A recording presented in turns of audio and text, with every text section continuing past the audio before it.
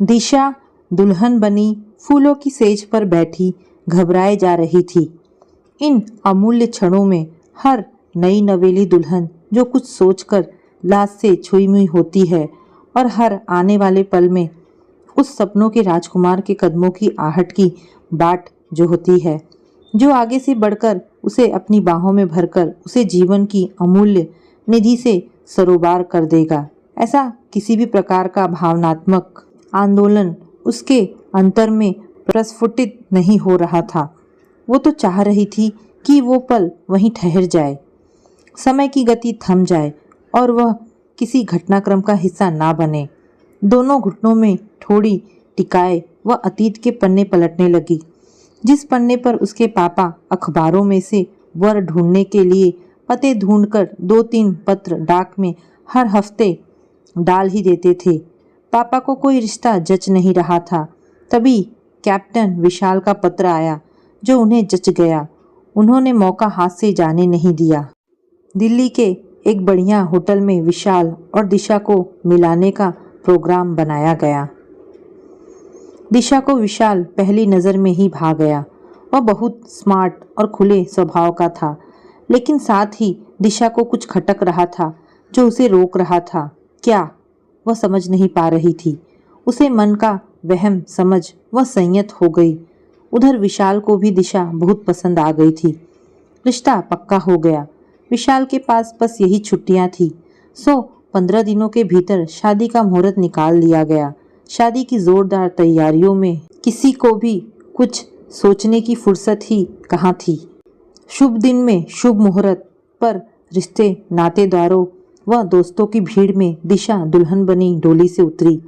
बहनों ने नेग लिए और भाभियों ने दुल्हन को लाकर फूलों की सेज पर बिठाया। विशाल के दोस्तों ने जानबूझकर उसे देर से छोड़ा। मिलन की पहली रात को ढेरों उमंगे लिए विशाल जैसे ही कमरे के भीतर आया और जल्दी से दरवाज़ा बंद करने लगा तो उस आवाज़ से दिशा की तंद्रा टूटी। वो अतीत से लौटकर वर्तमान में आई। उसका शरीर थर-थर कांपने लगा। घबराहट व डर के मारे वो ठंडी पड़ने लगी और उसके दांत किटकिट बजने लग गए।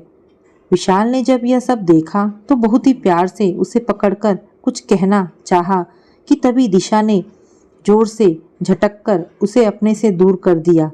भयभीत हिरनी सी आंखों से उसे देखने लगी। विशाल हैरान सा पत्थर का बुत बना उसे देख रहा था।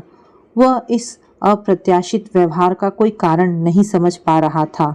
हैरान परेशान सा वह उसकी भयभीत दृष्टि को झेल नहीं पा रहा था। पहली रात का नशा तो हवा हो गया था।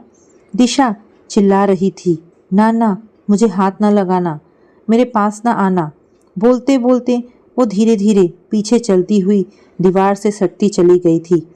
विशाल ने हिम्मत कर आगे बढ़ते हुए उसका गिरा आंचल उठाते हुए कहा, क्या बात है दिशा, डर क्यों रही हो?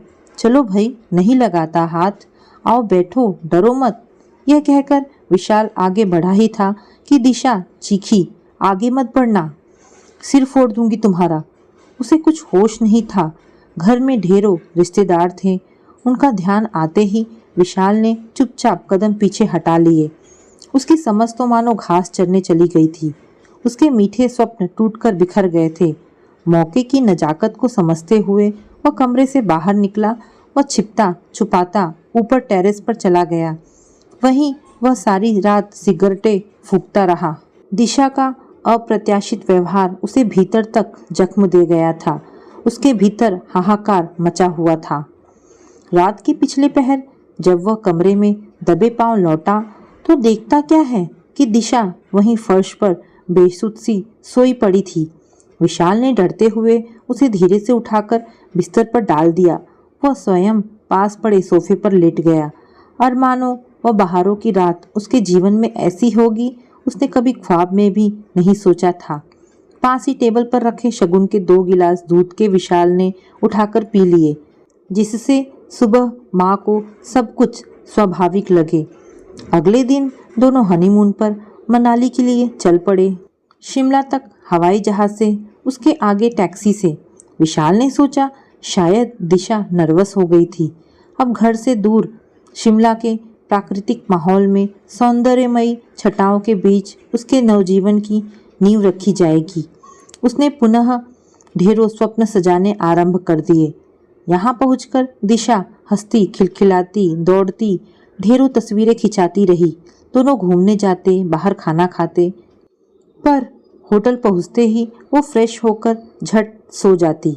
विशाल टीवी पर प्रोग्राम देखता, वह सिगरेट फूंकता रहता। आस की एक नाजुक डोर के सहारे अंत में मायूसियों का दामन थामे थक कर सो जाता। वे वहाँ 5 दिन ठहरे। दिशा ने भूलकर भी विशाल को अपने करीब नहीं आने दिया।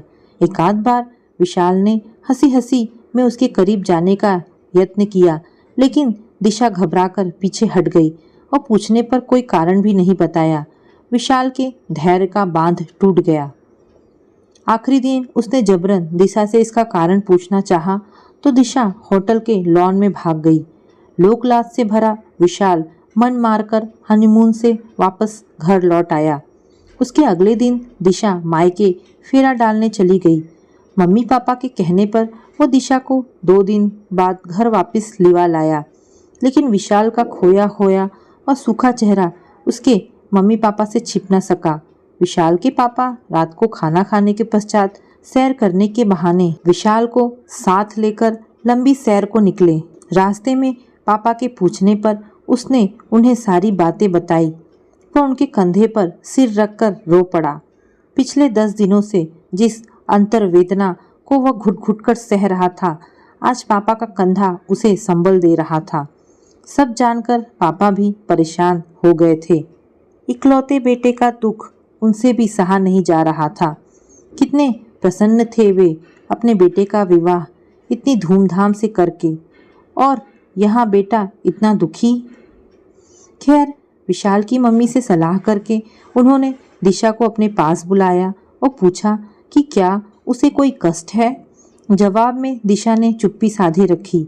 आखिर में दिशा के माता पिता को बुलावा भेजा गया। संपूर्ण तथ्यों की जानकारी होने पर वे भी हैरान हो गए। उन्होंने भी बहुत यत्न किया कि दिशा कुछ बताए, लेकिन वह चुप रही, गुमसुम सी। आखिरकार उसे मनोवैज्ञानिक चिकित्सक के पास चलने को राजी कर लिया गया। कुछ बैठकों के पश्चात जिस राज का पर्दाफाश हुआ, उसे जानकर सभी हैरान हो गए। दिशा के कथनानुसार जब दिशा छोटी थी, वह उसके पापा की दूसरे शहरों में पोस्टिंग थी। उन दिनों वह घर में मम्मी के साथ अकेली होती थी। पापा के कई मित्र और मम्मी की सहेलियां मम्मी को मिलने व हालचाल पूछने आया करते थे। स्कूल से लौटकर जब वह सो जाती थी तो मम्मी कभी सहेलियों के घर गप्पे मारने, कभी पड़ोस में, तो कभी ताश खेलने चली जाती थी। पापा के दोस्त विपिन अंकल अधिकतर ऐसे समय ही उनके घर आते थे। यह उसके सोकर उठने और होमवर्क करने का समय होता था। विपिन अंकल उसे प्यार से गोद में बिठाते और होमवर्क करने के बहाने उसके नाजुक अंगों को छेड़ते रहते थे। दिशा उनके हाथ हटाती तो वे और बढ़ जाते। दिशा किसी से भी कुछ कह ना पाती, न मम्मी को कुछ बता पाती थी, किंतु उसे इतना अवश्य लगता कि यह सब गलत है। वह मुंह खोलने पर तरह तरह की आशंकाओं को अपने भीतर मंडराते हुए पाती थी। चेतना शून्य सी मशीनी पुर्जे की तरह वह चुप्पी साध गई, अन्य बच्चों से अलग। उधर मम्मी घर आकर फूली न समाती कि विपिन अंकल होमवर्क करा गए, क्योंकि उनकी सिरदर्द कमजोर हो जाती थी। नौकरों से पूछती कि उनको चाय नाश्ता ठीक से कराया था ना। जिंदगी की नियति कहिए कि उन्हीं दिनों उसके पापा का फ़ोन आया कि फील्ड में मैच में इंतज़ाम हो गया है, सो दिशा को विपिन के घर छोड़कर 20-25 दिनों के लिए मम्मी उनके पास आ जाए। पीछे से दिशा का स्कूल मिस नहीं होगा, उसकी पढ़ाई चलती रहेगी। दिशा बहुत रोई चिल्लाई कि वह विपिन अंकल के घर पर नहीं रहेगी, लेकिन उससे अधिक सुरक्षित जगह मम्मी को कोई दूसरी नहीं लगी। साथ ही वे पढ़ा भी देते थे दिशा को, सो वे छटपटाती दिशा को गहरी खाई में ढकेलकर चली गई। उधर दिशा भयभीत सी भविष्य के घिनौने पलों की परछाई को अपने ऊपर छाते देखकर सहम सी गई थी। जिस बात से वह डर रही थी वही सब घट रहा था। अब उसके साथ सारी अनुभूतियाँ अवचेतन मानसिकता की गहरी झील में वजनदार पत्थरों के साथ बांधे गए अवैध शिशु की तरह कहीं बहुत गहरे डूबती चली जा रही थी। दुष्ट राक्षस की तरह विपिन अंकल की बाछें खिल गई थी। चुपके चुपके उनकी छेड़खानी की सीमा अपनी हदें लांघ गई थी। आंटी भी मम्मी जैसी ही थी। दिशा सारी सारी रात दर्द से कराहती व छटपटाती। उसके जिस्म पर निशान बनते जा रहे थे। नाजुक बदन पर नील पड़ गए थे। इन 20 दिनों में बाल सुलभ मन परिपक्वता की पराकाष्ठा पर पहुंच चुका था। पत्थर की मूक शिला बनकर रह गई थी दिशा। मम्मी के लौटने पर दिशा अपनी मम्मी से बेहद नफरत करने लग गई थी। वे सोचती थी कि बेटी उनके बिना उदास हो गई है, तभी पीली पड़ गई है। उधर दिशा कमरा बंद करके किताबों में डूबी रहती। स्कूल व घर, इसके अलावा वह किसी से भी नहीं मिलती थी, विपिन अंकल से भी नहीं। कुछ महीनों के पश्चात उसके पापा की पोस्टिंग इंदौर की हो गई। माहौल बदल गया। यहाँ पर भी दिशा ने पुस्तकों के अलावा किसी से दोस्ती नहीं की। वह यथाशक्ति अपने जिस्म को ढाक कर रखती थी कि कहीं कोई खुला अंग अपनी बर्बादी की दास्तां न सुना दे किसी को। यौवन के भरपूर पर्दापण पर भी उसने उसे खिलकर महकने नहीं दिया। वह सकुचाई ही रही। विशाल का खुलापन उसे भाया था। प्रथम बार कोई उसे भी अच्छा, स्मार्ट व सुंदर लगा था। विशाल के साथ घूमना फिरना, हंसना खेलना, बातें करना उसे आनंदित करता था। ऐसी खुशी उसे पहली बार मिली थी। लेकिन शरीर को हाथ लगाना नहीं, वो यह नहीं सह सकती। सुहाग रात को विशाल को अपनी ओर बढ़ते देख उसमें विपिन अंकल दिखाई दे रहे थे। वे सारी अनुभूतियाँ जो अवचेतन मानसिकता की गहरी झील में डूबी पड़ी थी, वे बड़ी तेजी से सतह की ओर उठती चली आई थी। फलस्वरूप आंखों से अंधेरे में उड़ती हुई चिंगारियों के अलावा कुछ और नहीं निकल रहा था। वह बदहवास चीखे जा रही थी। उसे होश नहीं था।